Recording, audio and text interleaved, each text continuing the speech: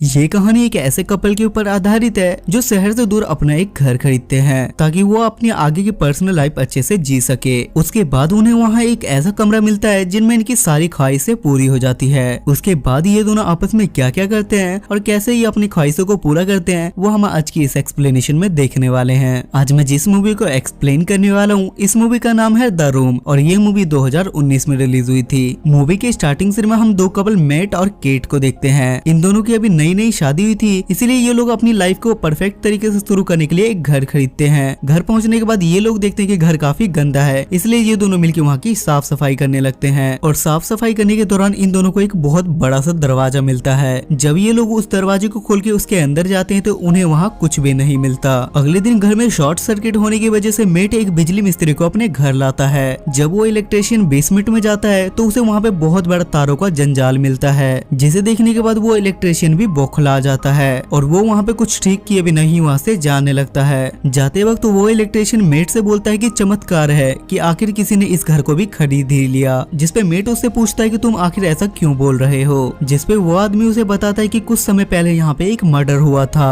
और इसी वजह से इस घर को कोई भी खरीद नहीं रहा था। ये सुनने के बाद मेट अंदर से काफी ज्यादा घबरा जाता है और वो इसके बारे में इंटरनेट पे रिसर्च करना शुरू कर देता है, जहाँ उसे पता चलता है कि जॉन डुई नाम के आदमी ने इस घर में मर्डर किया था। ये जानने के बाद मैट अपनी टेंशन दूर करने के लिए एक दारू की बोतल लाता है और वो उस दारू को लेके उसी बेसमेंट वाले रूम में उसे जाके पूरी खाली कर देता है। दारू खत्म होने के बाद नशे की हालत में मेट बोलता है कि काश मेरे पास एक और दारू की बोतल होती। मेट जैसे ही ये बात बोलता है तो वहाँ की सारी लाइटें ब्लिंक करने लगती है और तभी वहाँ अचानक से एक और दारू की बोतल आ जाती है, जिसे देखने के बाद मेट का सारा नशा वहीं पे उतर जाता है। अगले दिन केट सो के उठती है और वो उसी बेसमेंट में मेट के पास जाती है, जहाँ पहले से ही बहुत सारी महंगी चीजें रखी हुई थी। जिसपे मैट केट से बोलता है कि तुम यहाँ पे जो कुछ भी मांगोगी वो तुम्हारा सपना यहाँ पे सच हो जाएगा। पहले तो केट को इस बात पे यकीन नहीं होता, इसलिए वो अपने लिए एक अच्छी सी जॉब मांगती है, पर उसकी ये विश पूरी नहीं होती। जिसपे मेट उसे समझाता है कि तुम कोई ऐसी चीज मांगो जो तुम्हें मिल जाए। उसके बाद केट वहाँ पे $2 मिलियन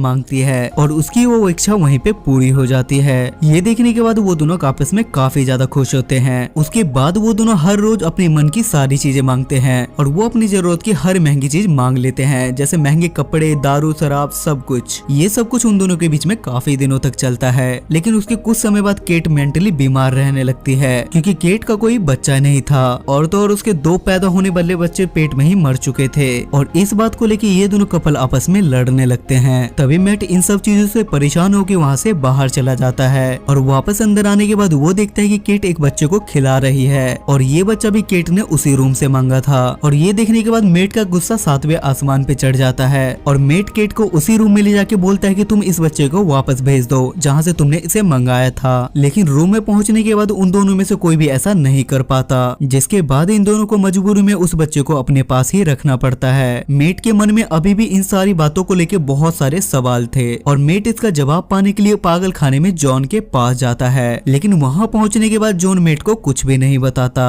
और जाते समय वो मेट से बोलता है कि जितना जल्दी हो सके तुम उस कमरे को खाली कर दो। लेकिन मेट को उसकी कोई भी बात समझ नहीं आती और वो जॉन की बातों को इग्नोर कर देता है। वहाँ से आते टाइम मेट एक पेट्रोल पंप पे जाता है और वो अपनी गाड़ी में पेट्रोल डलवाता है, लेकिन जब पैसे देने की बारी आती है तो मेट को अपनी आंखों पे विश्वास नहीं होता क्योंकि जो पैसे वो उस रूम से लाया था वो पैसे राख बन चुके थे। जिसके बाद मेट वहाँ से जल्दी से घर आता है और वो रूम से कुछ पैसे उठा के घर के बाहर फेंक देता है और अचानक से देखते ही देखते वो पैसे भी राख बन जाते हैं। ये देखने के बाद मेट वहाँ की सारी सच्चाई समझ चुका था, जिसके बाद वो केट के पास जाता है और वो उसे समझाता है कि तुम सैम को बाहर मत ले जाना, क्योंकि वो इस बात को अच्छी तरीके से समझ चुका था कि अगर सैम बाहर गया तो वो भी एक जिंदा लाश बन जाएगा। लेकिन केट मेट की बात नहीं मानती और वो सैम को खिलाने के लिए घर से बाहर ले जाती है। घर से बाहर जाते के साथ ही सैम अचानक से बहुत ज्यादा बड़ा होने लगता है, जिसे देखने के बाद केट भी रोने लगती है। तब मेट उस बच्चे को घर के अंदर लाता है और वो केट को समझाता है कि ये घर हमारे दिमाग के साथ खेलता है और इस कमरे से हम जो कुछ भी मांगते हैं वो सब कुछ हमारी विशेष पूरी हो जाती है, लेकिन वो सब कुछ बस इस कमरे तक है। अगर हमने इस कमरे के बाहर कदम रखा तो वो सारी चीजें खत्म हो जाएगी। ये सुनने के बाद केट को सैम की चिंता होने लगती है, जिसके बाद वो सारी खिड़की और दरवाजे को लॉक कर देते हैं। जिसके बाद वो सैम को भी घर से बाहर नहीं जाने देते और उसे समझाते कि घर के बाहर एक बहुत बड़ा मॉन्स्टर है जो तुम्हें जान से मार देगा और तुम्हें कुत्ते की तरह काट के खा जाएगा।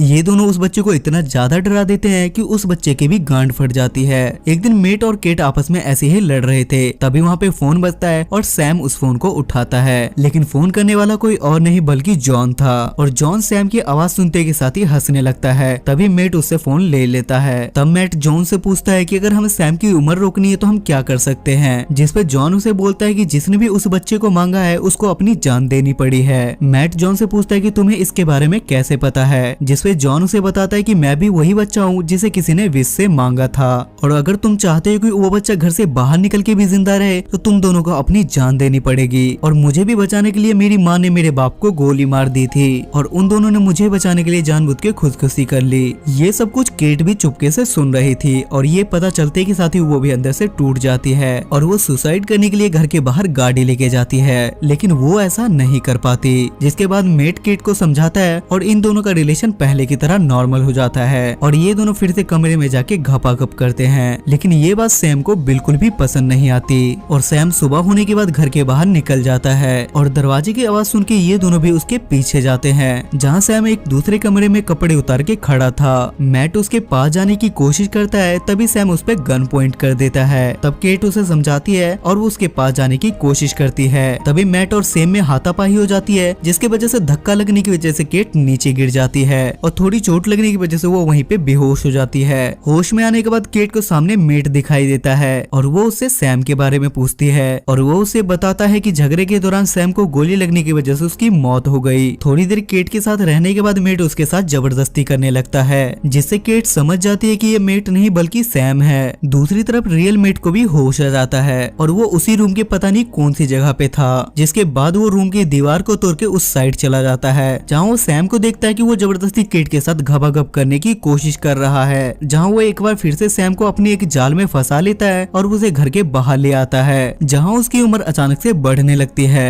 लेकिन केट ने भी अंदर से दरवाजे को लॉक कर लिया था, जिसकी वजह से वो कमरे के अंदर नहीं आ पाता। कहीं देखते उसकी उम्र इतनी जल्दी बढ़ती है कि वो देखते ही देखते बूढ़ा हो जाता है और देखते ही देखते वो एक राख बन जाता है। इस हादसे के बाद मेट और केट दोनों उस घर को छोड़ के वहाँ से चले जाते हैं, जिसके बाद केट को पता चलता है कि वो प्रेग्नेंट है। लेकिन वो इस बात से खुश नहीं बल्कि परेशान होने लगती है, क्योंकि उसके पेट में जो बच्चा था वो मेट का नहीं बल्कि सैम का था। और ये मूवी यहाँ पे खत्म हो जाती है। सो गाइस, आई होप कि आपको आज की एक्सप्लेनेशन पसंद आई होगी। और इस मूवी की IMDb रेटिंग है 6 स्टार्स आउट ऑफ 10 और इसे गूगल यूजर ने 68% लाइक किया है। अगर आपको एक्सप्लेनेशन पसंद आती है तो मेक श्योर आप मेरे चैनल को सब्सक्राइब करके बेल नोटिफिकेशन जरूर ऑन करें। तब तक के लिए स्टे सेफ, स्टे हेल्दी।